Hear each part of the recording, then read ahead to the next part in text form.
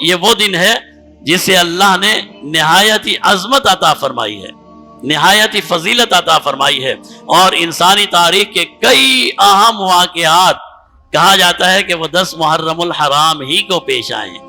آج ہمارے بعض نوجوان یہ سمجھتے ہیں کہ یوم عاشورہ صرف اسے اس لیے اہمیت حاصل ہے کہ یہ سیدنا حسین بن علی رضی اللہ تعالیٰ عنہ اور ان کے رفقا کی شہادت کا دن ہے۔ یقیناً شہادت اس دن کا سب سے اہم واقعہ ہے۔ شہادت حسین کوئی معمولی واقعہ نہیں ہے، انسانی تاریخ کا ایک المناک دردناک واقعہ ہے، لیکن اس دن کی فضیلت، محرم الحرام کے عاشورہ کی فضیلت سیدنا حسین ابن علی کی شہادت سے بھی ہے، اور اس سے پہلے بھی اسلامی تاریخ میں یہ نہایت ہی اہمیت کا حامل ہے۔ یہی وہ دن ہے، بعض علماء فرماتے ہیں، جس دن سیدنا آدم علیہ السلام کو آسمان سے دنیا میں اتارا گیا۔ یہی وہ دن ہے جب سیدنا آدم علیہ السلام آسمان سے دنیا میں، جنت سے دنیا میں تشریف لائے۔ یہی وہ دن ہے جب سیدنا ابراہیم خلیل اللہ کی پیدائش ہوئی۔ سیدنا ابراہیم خلیل اللہ جن کو جناب نبی کریم صلی اللہ علیہ وسلم کی سمت سے خاص نسبت ہے، اور ہمیں سیدنا ابراہیم خلیل اللہ کے دین سے جوڑا گیا ہے۔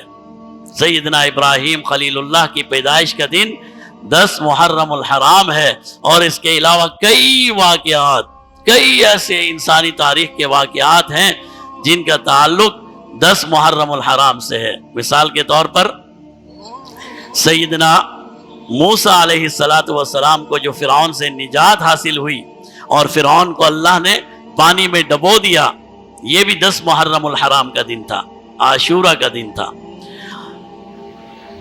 سیدنا نوح علیہ السلام کو اللہ نے حکم دیا کہ آپ مخلوقات میں سے، جانوروں میں سے، ہر جانور کی ایک ایک نسل میں سے ایک ایک جوڑا، اور آپ پر ایمان لانے والے جتنے بھی مسلمان ہیں یہ سب کشتی پر سوار ہو جائیں۔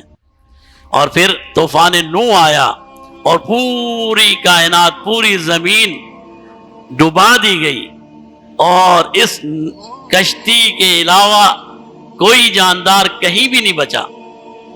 یہ کشتی پر سواری علماء نے لکھا ہے، اب تاریخ ہے، بہرحال ایسا نہیں ہے کہ کوئی ماننا ضروری ہے، تاریخ میں ہے، علماء نے لکھا ہے کشتی کا یہ سفر رجب کے مہینے میں شروع ہوا، اور وہ دن جب اللہ نے اس کشتی کو جودی پہاڑ پر روکا اور انہیں حکم دیا کہ اب دوبارہ سے زمین پر اتر جائیں، یہ 10 محرم الحرام کا دن تھا۔